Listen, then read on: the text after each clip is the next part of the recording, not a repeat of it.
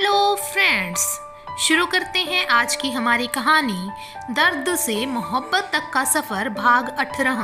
साथ ही अगर कहानी पसंद आती है तो वीडियो को लाइक करें और मेरे चैनल ढेर सारी कहानियों को सब्सक्राइब करें। तो आइए शुरू करते हैं। देव को हंसते हुए देखकर आकाश को कुछ समझ नहीं आ रहा था। देव हंसते हंसते अपनी चेयर खींचकर आकाश के बिल्कुल सामने बैठ जाता है और हंसते हुए कहता है, क्या हुआ?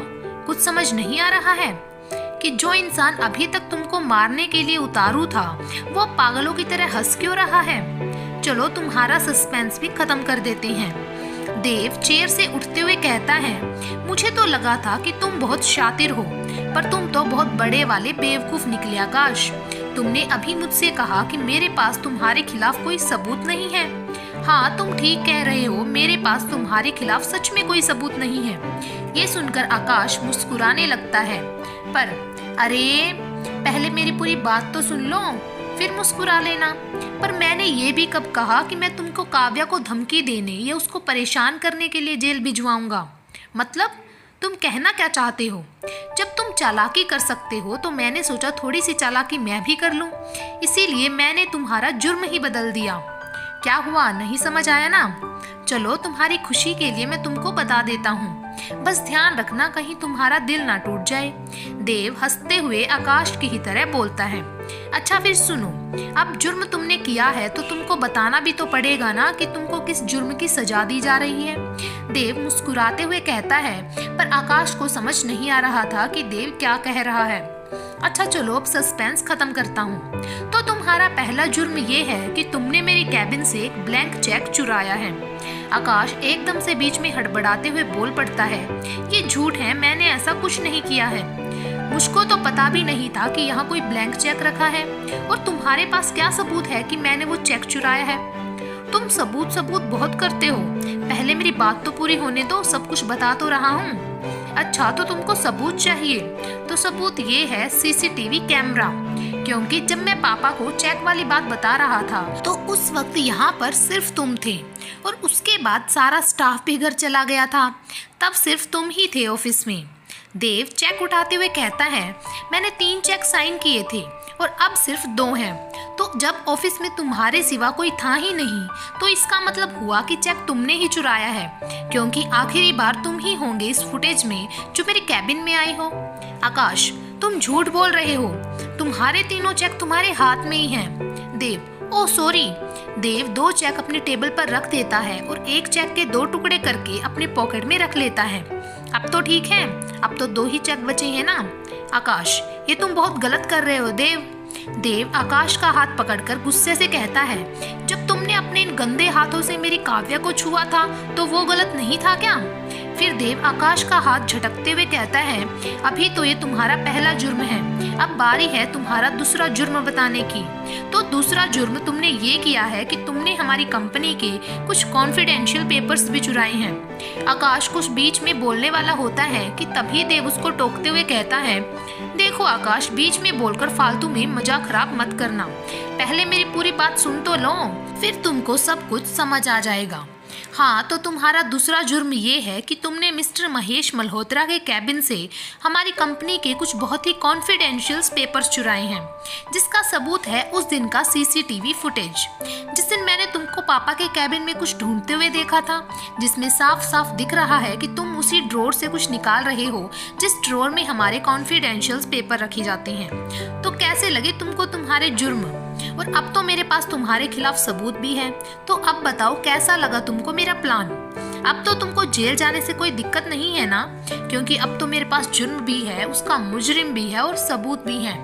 आकाश कुछ सोचते हुए कहता है, वाह प्लान तो तुम्हारा बहुत अच्छा है, पर मुझे जेल भेजने का जो तुम्हारा सपना है वो पूरा नहीं हो पाएगा, क्योंकि जिस सीसीटीवी फुटेज के दम पर तुम मुझे सजा दिलवाना चाहते हो, अब तुम्हारा वो ही सीसीटीवी फुटेज ही मुझको बचाएगा।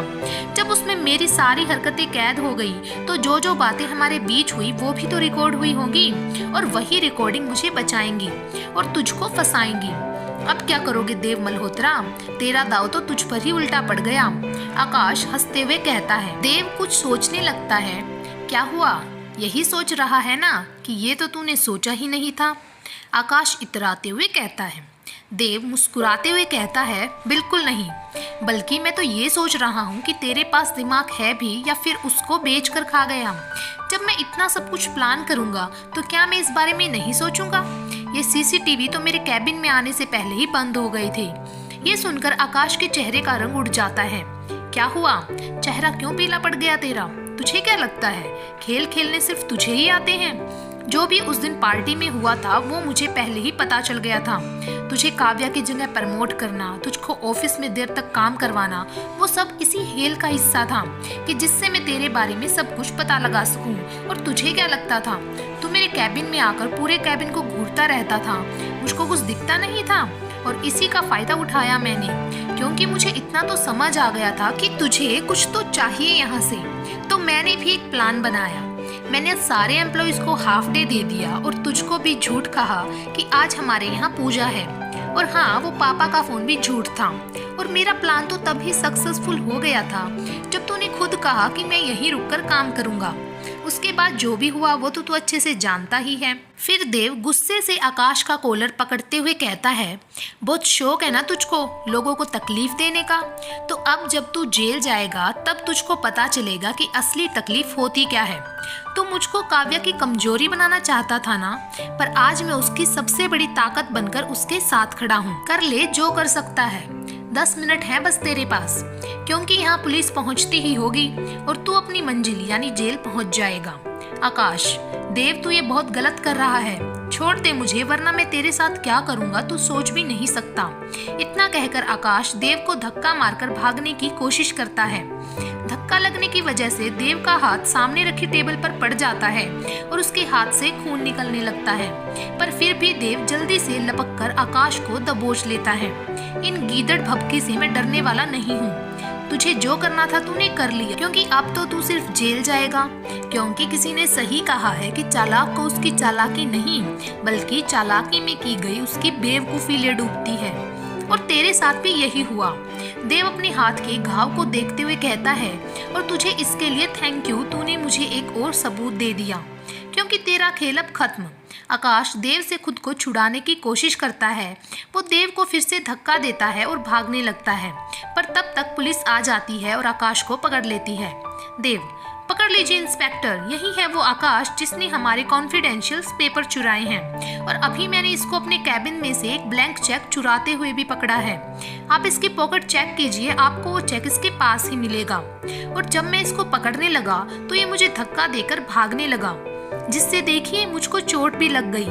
आकाश चिल्लाते हुए कहता है, नहीं इंस्पेक्टर, ये देव झूठ बोल रहा है, मैंने कुछ भी नहीं चुराया है, ना ही कोई पेपर्स चुराए हैं और ना ही कोई चेक, ये मुझे सिर्फ फंसाना चाहता है। इंस्पेक्टर आकाश को एक थप्पड़ लगाते हुए कहता है, चुप, अगर अब एक शब्द भी मुंह से निकाला तो मुझसे बुरा कोई नहीं होगा। और मिस्टर देव ने पहले ही हमें सारी सीसीटीवी फुटेज दे दी हैं। फिर वो अपने कांस्टेबल से आकाश की पॉकेट चेक करने को कहता है। कांस्टेबल आकाश की पॉकेट चेक करता है और तो वही चेक जो देव ने फाड़ा था वो आकाश की कोट की जेब में मिलता है। आकाश उसको देखकर चौंक जाता है और देव को देखता है। देव उसको देखकर एक कुटिल हंसी हंस देता है।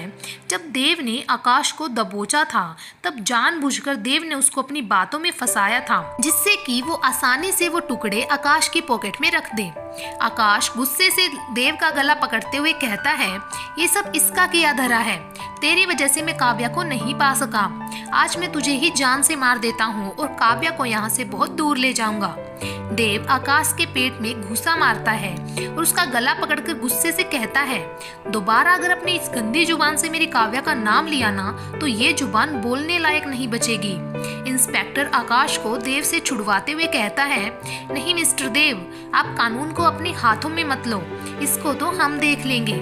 आपको काफी चोट आई है, आप हॉस्पिटल जाकर पहले अपनी ड्रेसिंग करवा लीजिए। देव आकाश को छोड़ देता है। इंस्पेक्टर आकाश को लेकर वहां से चला जाता है और एक कांस्टेबल को देव को लेकर हॉस्पिटल जाने को कहता है।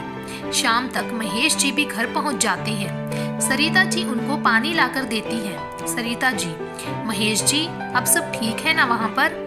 महेश जी, हाँ अब सब ठीक है वहाँ। अगर उस दिन मैं और देव ना जाते तो सिचुएशन आउट ऑफ कंट्रोल हो सकती थी। वैसे देव और विक्की कहाँ है? देव अभी तक ऑफिस से नहीं आया क्या? सरिता जी, आता ही होगा अभी, आजकल थोड़ा लेट हो जाता है, शायद ऑफिस में काम ज़्यादा है आजकल। और विक्की अपने रूम में पढ़ रहा है। आप फ्रेश होकर आ जाइए, तब तक मैं आपके लिए चाय बना देती हूँ। तब तक देव भी आ जाएगा। महेश जी, ठीक है, मैं फ्रेश होकर आता हूँ। महेश जी अपने कमरे में जाने लगते हैं कि तभी उनको सामने से देव आता दिखता है। उसके हाथ और सिर पर चोट लगी देखकर वो दोनों डर जाते हैं और दौड़कर देव के पास जाते हैं। सरिता जी घबराते हुए कहती है, देव तुझको ये इतनी चोट कैसे लग गई? महेश जी भी घबरा जाते हैं और देव की चोट देखते हुए कहते हैं, हाँ बेटा, ये सब क्या हुआ और कैसे हुआ?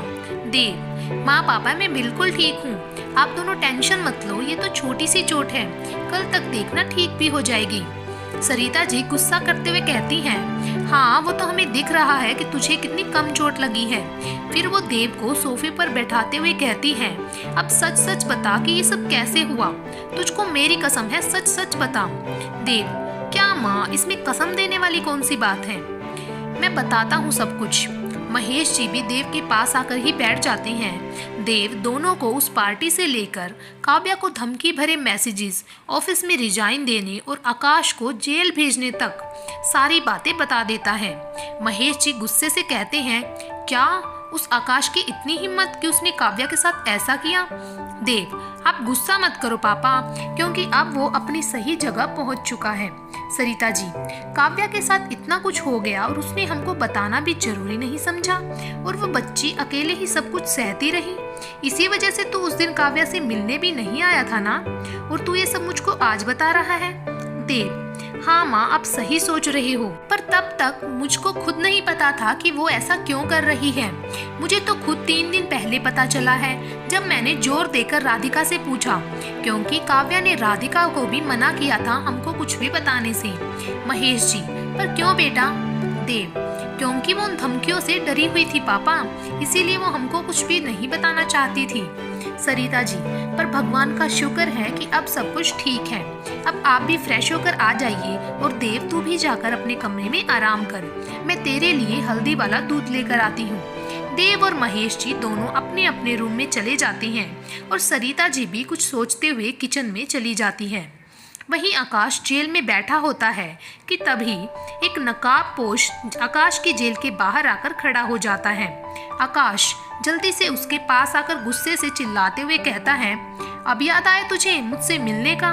कुछ भी करके मुझे यहाँ से बाहर निकाल, क्योंकि तेरा काम तभी पूरा हो पाएगा जब मैं यहाँ से बाहर आऊँगा, और मुझे उस देव से भी अपना हिसाब पूरा करना है। उसने मुझे झूठे केस में जेल भेजा है ना, पर मैं उसको झूठ नहीं बल्कि सच में इस दुनिया से ही दूर भेज दूंगा, और अपनी काव्या को यहाँ से दूर ले जाऊंगा, जहाँ उसके और मेरे सिवा कोई नहीं होगा।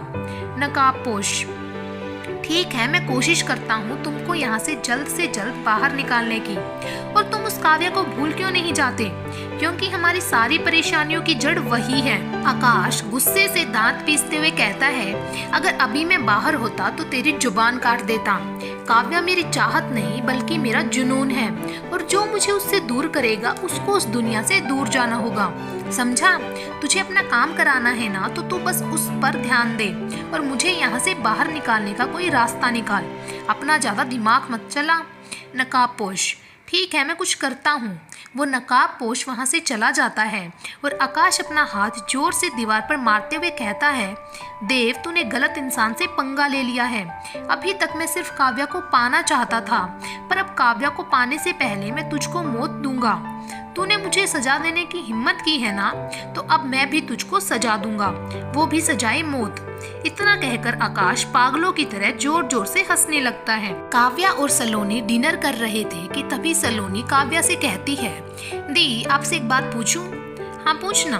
दी, आजकल फ्रेंड हमारे घर क्यों नहीं आ रहे हैं? वो उस दिन भी आपको बिना देखे ही चले गए, और तब से एक बार भी आपसे मिलने नहीं आए।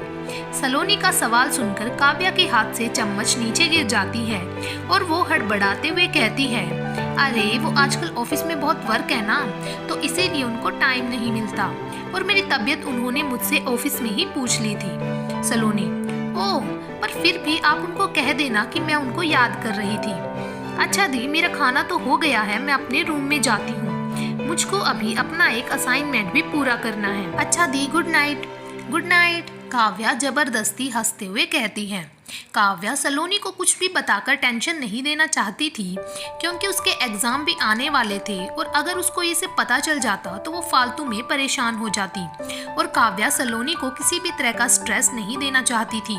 अगले दिन काव्या सलोनी के लिए ब्रेकफास्ट बनाती है और सलोनी जल्दी जल्दी नाश्ता करके स्कूल के लिए निकल जाती है। काव्या भी अपने लिए चाय बनाती है और अपनी चाय और न्यूज़पेपर लेकर अपने रूम में चली जाती है। वो जैसे ही न्यूज़पेपर खोलती है तो पेपर में देव के बारे में पढ़कर चौंक जाती है। वो जल्दी से देव को फोन करने के लिए फोन उठाती है, पर फिर रुक जाती है।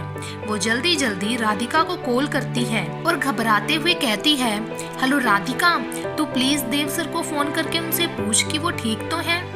क्या हुआ देव को, और तू क्या बोल रही है? मुझे कुछ समझ नहीं आ रहा है। तू साफ साफ बताएगी क्या बात है, और तू इतनी घबराई हुई क्यों है? तू आज का न्यूज़पेपर पढ़ पहले। ठीक है, तू पहले 2 मिनट होल्ड कर। राधिका न्यूज़पेपर खोलती है तो उसमें पहली न्यूज़ यही थी कि मल्होत्रा कंपनी में चोरी करते कर्मचारी को पकड़ते हुए खुद घायल हुए कंपनी के मालिक मिस्टर देव मल्होत्रा, और उसमें आकाश को ले जाते हुए पुलिस की फोटो भी थी। ओ, तो तू इस बारे में बात कर रही है? तो तू खुद भी तो देव को फोन करके पूछ सकती है। अभी इन सब बातों का टाइम नहीं है।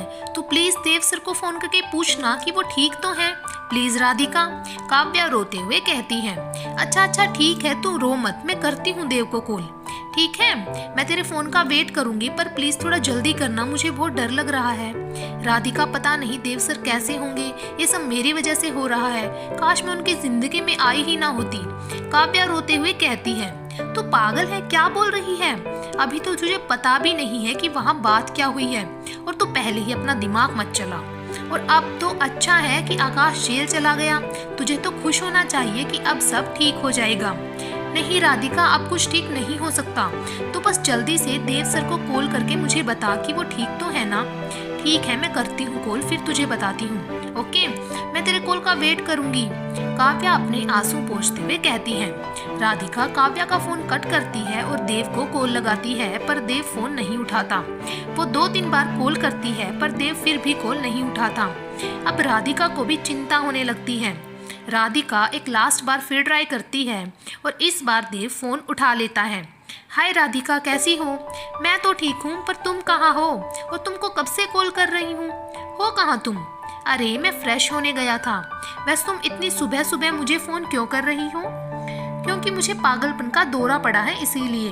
तुम्हारे कारनामों की खबर छपी है आज के अखबार में, और तुम्हारी रानी साहिबा रो रो कर पागल हो रही है, इसलिए तुमको फोन किया है।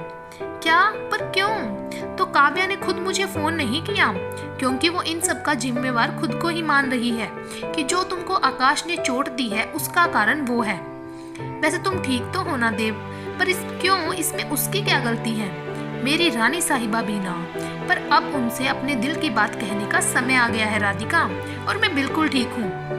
पर देव, तुम चिंता मत करो राधिका, मैं जो करूँगा सोच समझ कर ही करूँगा। अच्छा, क्या तुम मुझसे आज मिलने आ सकती हो? तुमसे कुछ जरूरी बात भी करनी है। ठीक है, पर आज तुमको मेरे घर आना पड़ेगा। ओके साली साहिबा, मैं पहुंच जाऊंगा। और तुम जल्दी से मेरी रानी साहिबा को बता दो कि मैं बिल्कुल ठीक हूँ, वरना वो ऐसे ही परेशान होती रहेंगी और मैं अपनी रानी साहिबा को परेशानी में नहीं देख सकता। देव हंसते हुए कहता है। राधिका फोन रख देती है, पर अब उसको देव की ज्यादा चिंता हो रही थी कि काव्या देव की बात मानेगी भी या नहीं, कहीं देव का दिल ना टूट जाए। काव्या देव की चिंता में अपने कमरे में इधर से उधर घूम रही थी कि तभी काव्या के पास राधिका का फोन आता है। वो जल्दी से राधिका का फोन उठाती है।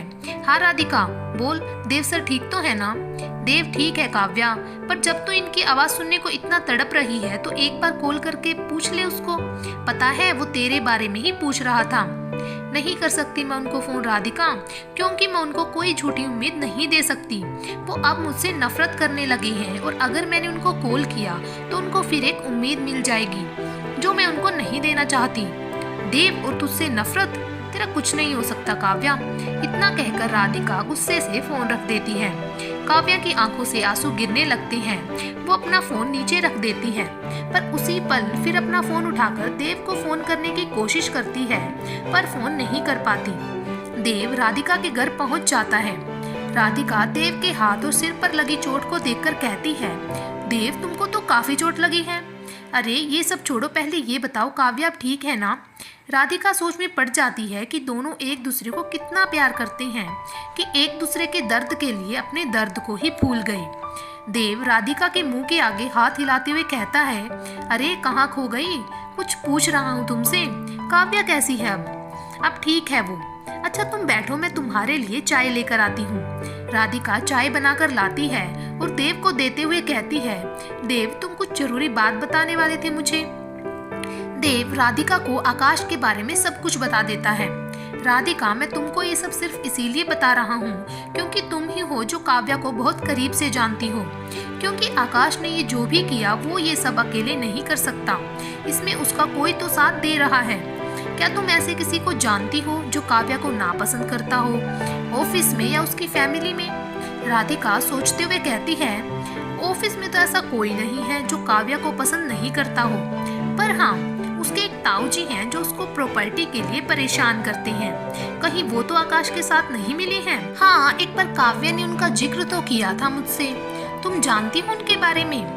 नहीं, ज्यादा तो कुछ नहीं जानती, बस इतना जानती हूँ कि उनका नाम रतन सिंह है, पर वो काव्या को बहुत परेशान करते हैं और काव्या उनका नाम सुनते ही बहुत डर जाती है। रतन सिंह, इनके बारे में पता लगाना पड़ेगा और अगर इन सब में उसका हाथ हुआ तो मैं उनको भी नहीं छोड़ूंगा। अच्छा देव, एक बात बताऊं, तुम उस आकाश का सिर्फ कन्फेशन लेकर भी तो उनको जेल भेज सकते थे, तो इतना सब कुछ करने की क्या जरूरत थी? क्योंकि इससे मेरे रानी साहिबा को तकलीफ होती, वो सब बातें दोबारा निकलती जो काव्या को परेशान करती, और मैं अपनी रानी साहिबा को अब कोई तकलीफ नहीं देना चाहता। देव मुस्कुराते हुए कहता है, और आकाश बहुत शातिर दिमाग का है। अगर मैं उसको इस केस में जेल भिजवाता भी तो वो फिर काव्या को ब्लैकमेल करके बाहर आ जाता, पर अब ऐसा नहीं हो पाएगा। और मैंने कोई झूठ नहीं बोला क्योंकि मैंने उसको खुद पापा के कैबिन में कुछ ढूंढते हुए देखा था और मैंने उसको बस थोड़ा घुमाकर पेश कर दिया। राधिका मुस्कुराते हुए कहती है, काव्या बहुत खुशकिस्मत है देव, जो उसको जीवन साथी के रूप में तुम मिल रहे हो। नहीं राधिका, खुशकिस्मत तो मैं हूँ जो मुझे काव्या मिल रही है, पर काव्या को अपने दिल की बात बताने के लिए मुझे तुम्हारी मदद की जरूरत है। बिल्कुल, मैं रेडी हूँ जीजू, बताइए क्या करना है मुझे। काव्या के घर से 30 मिनट की दूरी पर एक रिजॉर्ट है। तुमको कुछ भी करके कल शाम 4 बजे काव्या को वहाँ पर बुलाना है, क्योंकि मेरे कहने से तो वो वहाँ आएगी नहीं, तो तुमको ही कुछ करना होगा। लेकिन प्लीज राधिका, मना मत करना, मेरी आखिरी उम्मीद तुम ही हो। ठीक है, मैं पक्का वादा तो नहीं कर सकती, पर हाँ कोशिश पूरी करूंगी कि उसको वहाँ भेज पाऊँ। Thank you Radhika. अच्छा मैं चलता हूँ, मुझे कल के लिए बहुत सी प्रिपरेशन भी करनी है। राधिका देव को बाहर तक छोड़ देती है, पर उसको ये समझ नहीं आ रहा था कि वो काव्या को किस तरह से वहाँ जाने के लिए मनाएगी। पर देव आज बहुत खुश था कि वो कल काव्या को अपने दिल की बात बता देगा। पर फिर उसको राधिका की बात याद आ जाती है कि काव्या अभी भी इन सब का जिम्मेदार खुद को ही मानती है। वो मायूस होते हुए कहता है, पता नहीं काव्या मेरे प्यार को अपनाएगी भी या नहीं। अगले दिन काव्या अपने घर पर लैपटॉप पर कुछ काम कर रही थी कि तभी उसको राधिका का फोन आता है। हेलो काव्या, तू बिजी है क्या? नहीं, बोल, कुछ काम है क्या तुझे? हाँ यार, तेरी एक हेल्प चाहिए। मैं यहाँ तेरे घर के पास वाले रिजॉर्ट में विनोद के साथ आई थी, पर कुछ काम की वजह से विनोद को जल्दी जल्दी जाना पड़ा और मैं अपना वॉलेट घर पर ही भूल गई हूँ। तो प्लीज़ मुझे यहाँ आकर थोड़ा कैश दे सकती हैं? राधिका बहुत धीरे धीरे बोल रही थी कि जिससे काव्या को उस पर शक ना हो कि वो झूठ बोल रही है। पर राधिका प्लीज़ यार, मना मत करना, वरना बहुत दिक्कत हो जाएगी। विनोद भी नहीं है और मैं यहाँ अकेली हूँ। राधिका रुआसी होकर कहती है, अच्छा अच्छा ठीक है, तू टेंशन मत ले, मैं आती हूँ अभी। थैंक यू यार, thank you so much. Radhika खुश होते हुए कहती है, ठीक है मैं आती हूँ। राधिका फोन रख देती है और देव को मैसेज करती है, जीजू आपका काम हो गया, काव्या आ रही है, अब तैयार रहो अपने प्यार की शहनाई बजाने के लिए। वहाँ से देव का मैसेज आता है, थैंक यू साली साहिबा, आपका ये एहसान कभी नहीं भूलूंगा। देव को अब सिर्फ काव्या का इंतजार था। थोड़ी देर में काव्या भी ऑटो से वहाँ पहुँच जाती है। वो एंट्री गेट से अंदर आती है, पर उसको वहाँ कोई नहीं दिखता। वो रिजॉर्ट के अंदर चली जाती है, पर वहाँ भी कोई नहीं होता। काव्या को कुछ समझ नहीं आता कि राधिका ने तो उसको यहीं बुलाया था, पर यहाँ तो कोई भी नहीं है। काव्या को लगता है कि शायद वो गलत जगह आ गई है। वो राधिका को कॉल करती है, पर अब राधिका उसका फोन नहीं उठाती। काव्या वहाँ से जाने लगती है कि तभी उसको पीछे से किसी के जूतों की आवाज़ आती है। काव्या पलटकर देखती है तो उसके सामने देव खड़ा था। काव्या देव को वहाँ देखकर चौंक जाती है। सर आप यहाँ तो राधिका ने मुझे यहाँ झूठ बोलकर बुलाया है और आप भी उसके इस झूठ में शामिल हैं। पर क्यों सर? मैंने आपको उस दिन मंदिर में भी कहा था कि मैं आपसे नहीं मिलना चाहती, फिर भी आपने मुझे यहाँ झूठ बोलकर बुलाया। मैं जा रही हूँ यहाँ से। काव्या बोल तो रही थी पर उसकी पलकें भीगी हुई थी। काव्या जैसे ही जाने लगती है, देव उसका हाथ पकड़कर रोकते हुए कहता है, क्यों नहीं मिलना चाहती हो मुझसे? तुम काव्या, क्या मुझे ये जानने का भी हक नहीं है? मैंने आपको उस दिन मंदिर में सब कुछ बता दिया था। काव्या देव की तरफ देखे बिना कहती है, पर मैं झूठ नहीं सच जानना चाहता हूँ काव्या। अच्छा छोड़ो, तुम मुझे सच नहीं बताना चाहती मत बताओ, पर क्या मैं तुमसे कुछ मांग सकता हूँ? हम एक वक्त बहुत अच्छे दोस्त थे, क्या उसी दोस्ती के खातिर तुम मुझे अपने 10 मिनट दे सकती हो? बस 10 मिनट, उससे ऊपर 1 मिनट भी नहीं लूंगा। और अगर तब भी तुमको जाना होगा तो मैं तुमको नहीं रोकूंगा और कभी तुम्हारे सामने नहीं आऊंगा। ये देव मल्होत्रा का वादा है और मैं अपना वादा कभी नहीं तोड़ता। देव ने ये सब कह तो दिया था, पर उसका दिल ये सोचकर जोरों से धड़क रहा था कि काव्या पता नहीं उसकी बात मानकर रुकेगी भी या नहीं। काव्या कुछ नहीं कहती, वो बस वहीं खड़ी रहती है। देव खुश हो जाता है और काव्या के दोनों हाथ अपने हाथों में लेकर एक गहरी सांस लेते हुए कहता है, काव्या मैं आज जो तुमको कहने जा रहा हूँ ये मैं तुमको बहुत पहले कहना चाहता था, पर डरता था कि कहीं अपनी दोस्ती भी ना खो दूं, पर अब मैं ये कहे बिना नहीं रह सकता।